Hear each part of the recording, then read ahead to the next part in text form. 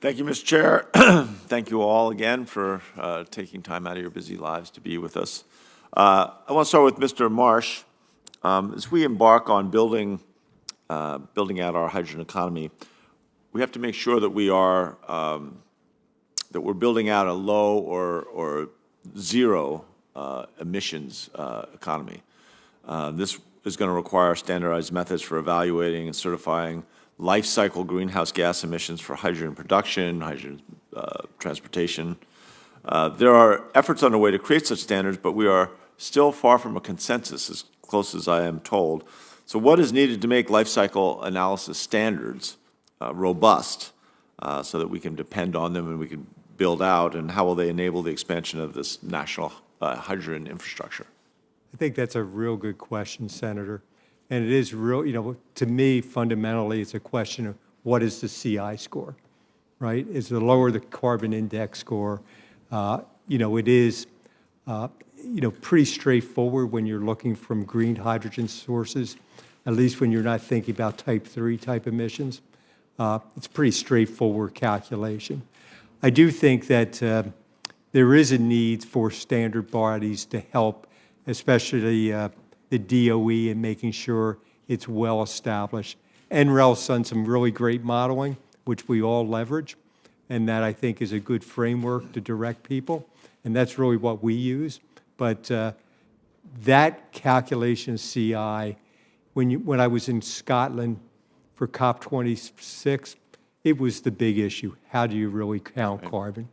And to me, that's something that the government can help a great deal of.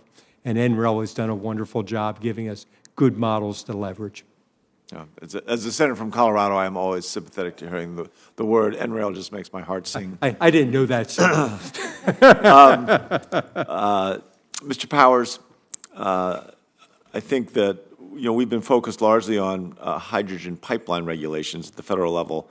However, the states on those where those pipelines have to traverse, they have their own regulations that need to be taken into account.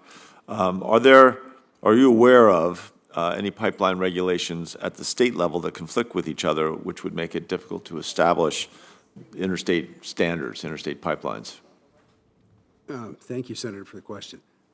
I haven't actually done a survey of all the states and what their regulations are. I've seen some states like West Virginia, Pennsylvania, and so forth that have permitted pipelines like ethane. I've seen in Illinois they permitted a crude oil line.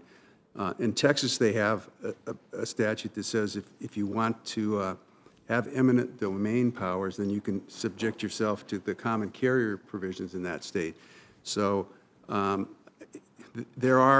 do see in various states that there are differences between the federal agencies at times and the states.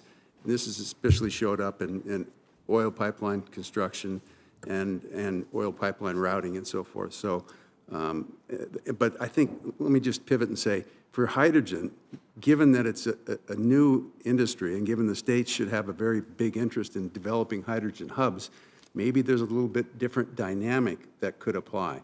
But in any event, I think it's important to listen to people to see where they're having problems, because it's not an easy thing to build any kind of infrastructure these days. Got it. I appreciate that. I think we'll have to all step up there and make sure that we do get to those a comprehensive way of equilibrating those differences. Mr. Zamarin, is that the right way to pronounce that? Zamarin, but you're fine. Thank you. Zamarin, sorry. As we build out our domestic clean hydrogen network, obviously a number of other countries are doing the same thing. We want to ensure that we remain a competitive player on the international market in terms of production and export, import, obviously emission standards, cost. Is there adequate regulation for liquid hydrogen, import, export, to enable the international trade of hydrogen from the U.S. with the rest of the world market?